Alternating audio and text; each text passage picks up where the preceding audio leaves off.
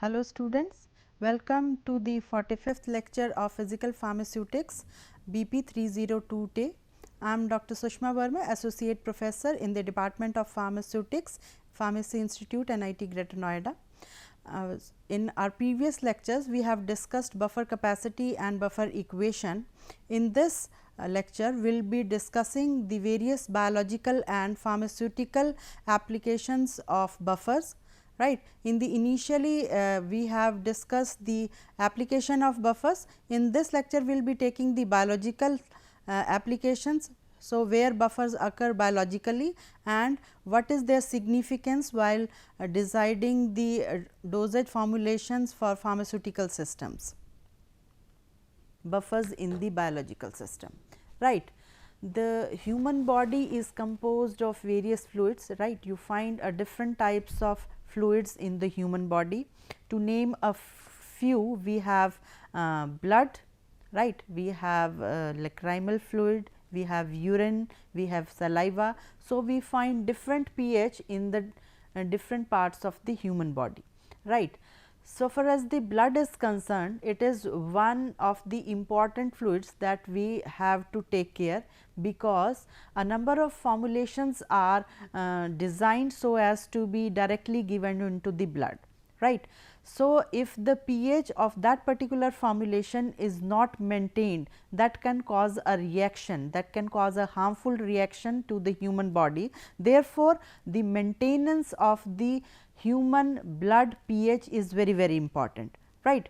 For that, we need to have an idea what is the pH of the blood. The pH of blood is maintained at about 7.4, right. So, we know that we have the pH of the blood is 7.4 and it is near to the neutral pH, right. So, 1 to 7 is the range of the acidic pH and 7 to 14 is the range of the basic pH, right. And the buffer the pH of the blood is 7.4. So, it has to be buffered, so that the pH of the blood is to be maintained, and the buffers are natural in case of blood. So, it is maintained by primary buffers. These are present in the plasma.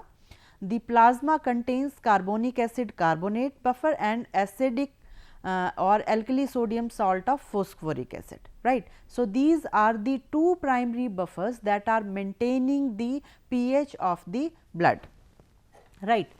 So, for primary we have carbonic acid and carbonate buffer and acid oblique alkali sodium salt of phosphoric acid. So, these are the two primary buffers that are used to maintain the blood pH. And second is the secondary buffers. These are present in erythrocytes, right. So, these two buffers are present in the plasma, right. And we have secondary buffers also to support the pH of the blood. These are present in the erythrocytes. Erythrocytes are red blood cells,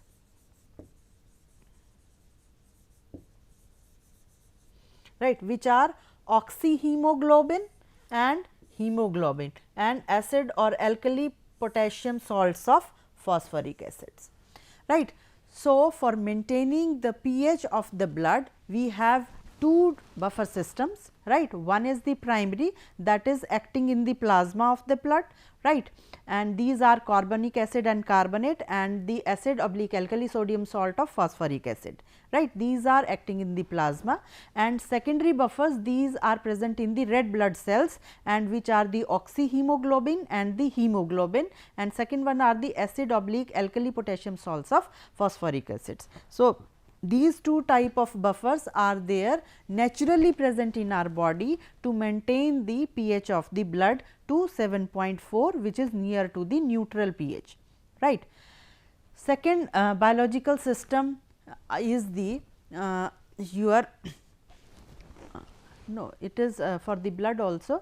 Values of buffer capacity of blood ranging from 0.025 to 0.039 gram equivalents per liter per pH unit have been reported in the literature, right. So, this is the buffer capacity of the blood, right, and the physiological pH range of blood is 7 to 7.8. when the pH of the blood is decreases or rises beyond this range, life is in danger, right. So, from this we come to know that the range of the blood pH is 7 to 7.8 and the blood has also got some buffering capacity, right. If there is a change in the pH of the blood, it has got some buffering capacity, so that the pH of the blood can be adjusted, but if the pH of the blood goes beyond 7 to 7.8. So, the life of the person is in danger. So, it is very very important for us to maintain the pH of the human blood, right. Next is the pH of the lacrimal fluids or our tears, right. So, the pH of lacrimal fluid or tears is about 7.4 with a range of 7 to 8. Tears have been found to have a great degree of buffer capacity and dilution of up to 1:115 with neutral distilled water is possible before an appreciable change in pH is noticed, right. So, the pH of tears is about 7.4. So, it is again near to neutral, right. So, these aspects have to be taken into consideration while we are formulating different formulations for different route of administration, right. So, if we are going to formulate a drug for the eyes, we have to consider the pH of the tears, because if it is near to 7.4, it will be easily accepted by the eye, right. So, if it is not 7.4, that can cause an irritation into the eye, although the tears have a good buffer capacity, right. They can accommodate a range of, they can means the solution that you put into the eye, it can be diluted up to 15%, right. And before there is an appreciable change in the pH of the tears, right. So, the tears have got a great buffer capacity, great degree of buffer capacity. You can put formulations of different pH into the eye, and so it will not harm the eye, but it is advisable to give a formulation that is of the range of 7.4.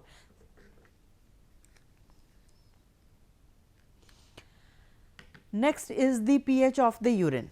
The average pH of urine is about 6 with a range of 4.5 to 7.8, right. So, here you find that the pH of urine is 6, but the range up to which it is maintained is 4.5 to 7.8. When the pH of urine is altered beyond this range, remedial action is taken by the kidneys in the form of retention or excretion of hydrogen ions in order to maintain the pH within the range, right. So, this is the range. So, this range is very wide, right, 4.5 to 7.8 as compared to the range of the human blood, which was 7 to 7.8, right. So, you see that the range buffer capacity of the blood is less as compared to that of the eyes and the urine, right. So, we have to be quite cautious while designing the parenteral formulation, which are directly instilled into the blood,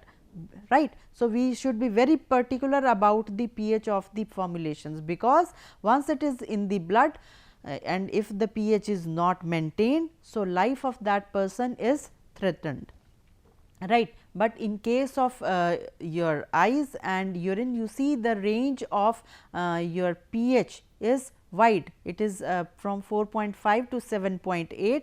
So, if it is beyond that range, so the kidneys automatically work, right. It can either retain the hydrogen ion or it can propel the hydrogen ions out of the body, so as to maintain the pH of the urine, because if it is not done, the body is not able to withstand it and there can be some harmful effects to the body. So, these are the three biological systems whose pH is to be maintained, and these things should be taken into consideration while formulating the formulations, right. So, pre-formulation studies should be carried out very carefully in case of dosage forms which are to be instilled into the eye or which are taken directly into the parenteral system, right, or into the blood, or which are for the kidney, right. So, you have to be very cautious for as far as the pH is concerned while designing dosage form for these very systems. Next is the buffers in pharmaceutical systems, right. So, in pharmaceutics we prepare different dosage forms, right, and different dosage forms are there, and we have to see the various pre-formulation studies before designing that. So, in case of parenteral preparations, that is injections, pH should be considered carefully as large deviations of pH may lead to serious consequences. The ideal pH of a parenteral product is 7.4, which is the pH of the blood. The most commonly, right. So, why it is should be done? The pH of the blood is 7.4, right. We have just studied that the pH of blood is 7.4. So, if the formulation that we are going to inject into the blood is not of the same pH, what will happen?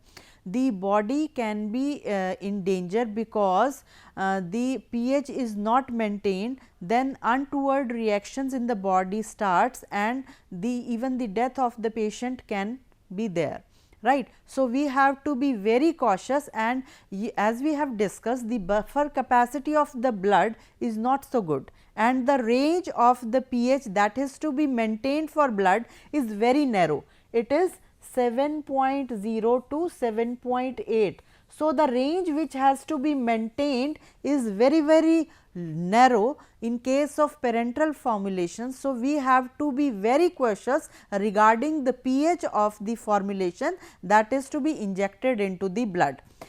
And for that, if the drug itself is of the same pH as that of the blood, then it is very good, right. We need not to put any buffer, but if that is not the case, we need to add some buffers so as to maintain the pH of the dosage form with respect to the pH of the blood. So, the most commonly used buffers in parenteral products are acetate, phosphate, citrate and glutamate. So, these are the buffers which are generally used for the formulations which are to be injected into the blood directly for maintaining the pH of that particular formulation.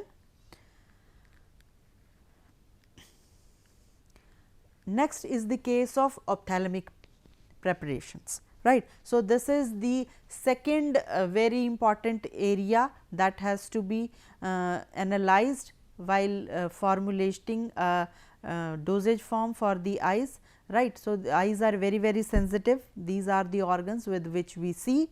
So, the pH, you know, we have discussed in the biological systems that the pH is around about 6, right, but the positive point here for designing a dosage form is there that the buffer capacity is very good.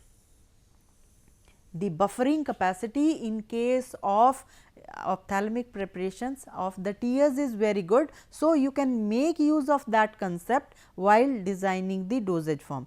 So, buffers are used to maintain the pH within the physiological pH range of lacrimal fluids, that is the eye fluids. The lacrimal fluid has a pH in range 7 to 8, right.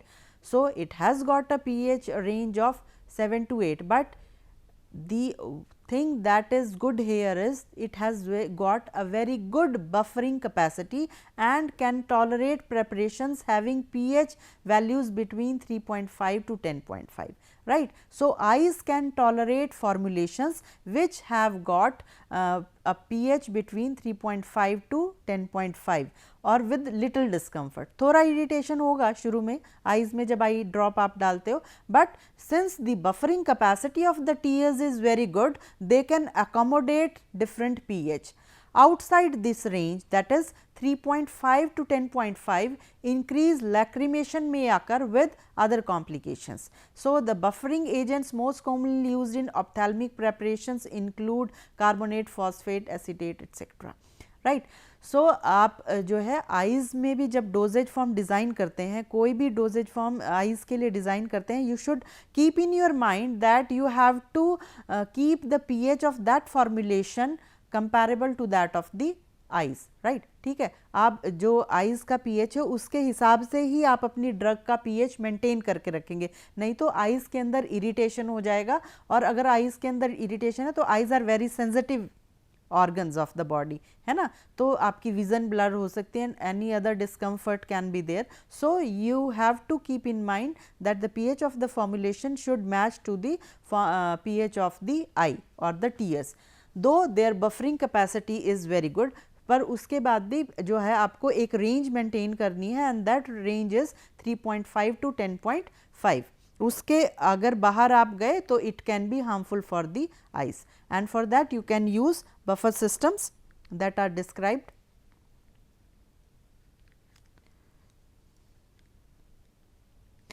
Next is tablet formulations. Buffer have been used in tablets and capsules to control the pH in the microenvironment surrounding drug particles. That is especially harmful in cases of drugs where the absorption is dissolution rate limited from the unbuffered formulation. Buffer have also been employed in formulations containing acidic drugs to reduce gastric irritations. They are used in solid dosage forms including antacids, sodium bicarbonate, magnesium carbonate and sodium citrate, right. So, tablet formulations में buffer हम कहाँ कहाँ use करते हैं. एक तो जब you know the tablets are taken by oral route where they get disintegrated, and after disintegration they dissolve, and the dissolved material is then absorbed throughout the GIT at a specific absorption window, right. And so you have to see that the effect in the dosage form in tablet formulations, the buffers are helpful where the absorption is the dissolution rate limited step, right. So, if the absorption is dissolution rate limited step, then from an unbuffered formulation, ठीक है. तो कोई अनबफर्ड formulation आप tablet की ले रहे हैं और उसका एब्जॉर्प्शन आपको अगर कराना है, क्योंकि जब तक ड्रग जो है एब्जॉर्ब नहीं होगी तब तक जो है आपको उसका फार्माकोलॉजिकल एक्शन नहीं मिलेगा, ठीक है. तो उसकी एब्जॉर्प्शन कराने के लिए you need some buffered, or you need some specific pH, and for maintaining that specific pH you add the buffer solution. So, buffer solution वहाँ add आप करते हैं ताकि उस ड्रग का एब्जॉर्प्शन हो पाए, and if that particular drug get absorbed only then it will be able to show its pharmacological action. Another way in which buffers have been used in tablet formulations is to reduce the gastric irritation, ठीक है. बहुत सारी acidic drugs हम use करते हैं, उनको जब consume करते हैं तो वो जो है एसिडिटी कॉज कर देती हैं, है ना. एसिडिक ड्रग्स हैं, अंदर जाएंगी, स्टमक में हमारे HCl प्रेजेंट है तो गैस्ट्रिक इरिटेशन हो जाएगी. तो उसको इरिटेशन को रिड्यूस करने के लिए हम क्या करते हैं, बहुत सारी ड्रग्स प्रिस्क्राइब करते हैं एंटासिड टाइप की, जिनके अंदर हम बफर्स यूज़ कर सकते हैं, right. So this is the place where buffers have been used in pharmaceutical tablets. Next is in ointments and cream. Ointments and creams are for local application. So, you while formulating the different ointments and creams, you should see the pH of the skin which is to be maintained, right. तो आपको ये देखना है topical preparations के लिए कि skin का pH कितना है. अगर स्किन के पीएच के बराबर आपकी ऑइंटमेंट और क्रीम्स का पीएच होगा तो आप उनको इजीली यूज़ कर पाएंगे, कोई इरिटेशन नहीं होगा, right. So, topical products which are used on skin such as ointments and creams are also buffered to ensure stability of the formulation. They are either added to ensure the stability and the patient comfort. The most commonly used buffers in ointments and creams are citric acid, its salt, phosphoric acids and its salt, ठीक है. ये हम buffers use करते हैं ointments and creams के लिए.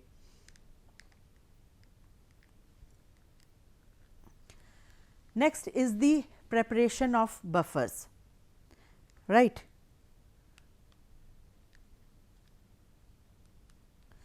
सो preparation के लिए बफ़र की हमको क्या करना है, हमें बहुत सारे बफ़र्स चाहिए फार्मास्यूटिकल एप्लीकेशंस के लिए, तो उनको बनाते कैसे हैं। सबसे पहले हम क्या करेंगे, जो है उसका देखेंगे कि वो किस पीएच के लिए हमको यूज़ करना है, right. The first step for making a buffer is to select the pH for which it has to be used for, right. तो जब वो हमको पीएच समझ में आ गया किस पीएच पे उसको यूज़ करना है, तो उसी pKa वैल्यू का हम एक वीक एसिड सिलेक्ट कर लेते हैं, राइट। तो first step is a weak acid should be selected having a pKa approximately equal to the pH at which the buffer is to be used. This will give the maximum buffer capacity, है ना। तो buffer capacity को maximum means वो जो resistance है buffer की, जो pH की, उसको वो केटर कर पाए, राइट। फॉर दैट आपको क्या करना है, तो पहले जिस पीएच को मेंटेन करना है वो पीएच सिलेक्ट कर लीजिए, और फिर उसी पीएच को मैच करते हुए एक वीक एसिड सिलेक्ट कीजिए जिसका कि pKa is equal to the pH required, right. And the ratio of the conjugate salt and acid required to attain the desired pH may be calculated from the buffer equation, right. So, you can use the Henderson and Hasselbalch equation to calculate the concentrations of the conjugate salt and acid required to get the pH, right. तो आप pH 4 to 10 range का जब buffer बनाना चाह रहे हैं तो हैसेलबैक equation आप apply कीजिए। पीके आपके पास है, राइट, पीएच आपके पास है, सो आपको पता है एसिड आपने ले लिया, उसकी कंसंट्रेशन कितना होना चाहिए और उसका कॉरस्पॉन्डिंग बेस जो है कॉन्जुगेट सॉल्ट, सॉरी, जो आपको लेना उसकी concentration you can calculate with the help of the Henderson and Hasselbalch equation within the pH range of 4:10, and individual concentration of the buffer salt and acid should then be considered to obtain the desired buffer capacity. Usually a concentration of 0.05 to 0.5 moles is sufficient, corresponding to a buffer capacity of 0.05 to 0.1, right. तो आप उनकी concentration choose कर लेंगे 0.05 से 0.5 moles की, ताकि उसकी buffer capacity 0.01 हो और 5 मोल्स की 0.1 बफर कैपेसिटी के लिए, right. And other factors include the easy availability of the buffer components, their compatibility with the drugs, stability of the buffer and the drug on aging, freedom from toxicity, sterility of the final solution if required, and cost of the material. So, these are the other factors that you should consider while formulating the buffers. Mainly for the calculation part, that what you have to do is you have to select the pH for which a buffer is to be prepared, right. And next step is you search for an acid, weak acid, which is having a pK value equivalent to that of the pH required. Then you calculate the concentration of the salt and the acid with the help of the Henderson-Hasselbalch equation, and then you form the buffer. And finally, you have to maintain the pH of the buffer with the help of NaOH and OHCl, right. And finally, the pH and buffer capacity of the prepared system should be determined experimentally using a reliable pH meter and pH indicator papers, since theoretical values may differ slightly from the experimentally determined ones, right. So, this was all regarding the applications, pharmaceutical applications of buffers, the biological applications of buffers, and the reference for the same are the Physical Pharmacy by Alfred Martin, 3rd edition, right. And this was regarding this. In my next lecture, we will be focusing on isotonic solutions, right. Isotonicity of solution, why it is important, and what are isotonic solutions. For that, I like to mention 2 other solutions which are used, right. So, isotonic solutions are those which are having the same tonicity as that of the physiological fluids that we are aiming at. We are aiming at formulating dosage forms for the various physiological fluids of the body. For that we have just here a look of the various physiological fluids, right. We have seen that what is the pH of different physiological fluids, and we have seen the significance of the pH of these physiological fluids. If the pH of the formulations which we are formulating for that particular fluid is same as that of that fluid, then it is okay. Otherwise, there can be some drastic issues regarding that, and the human body cannot survive in that particular pH. There can be some discomfort to the patient, and if the formulation is for the blood, the pH should be mandatorily be maintained. If it is not maintained, then the life of the person can be in danger, because the range of the pH that is to be maintained for the blood is 7 to 7.8. So, we have to focus on that while formulating different parenteral formulation. If it is not there, then the life of the patient can be at risk. So, it is of paramount importance that the formulation should be having the same pH as that of the physiological fluid. So, in my next lecture, we will be just focusing on the isotonicity of fluids and how to maintain the isotonicity, and we will be focusing on the hypertonic and hypertonic solutions, right, and I will be discussing the various methods to maintain the isotonicity of fluids, right. So, thank you so much for connecting. We will be just meeting in our next lecture for isotonic solutions. Thank you so much.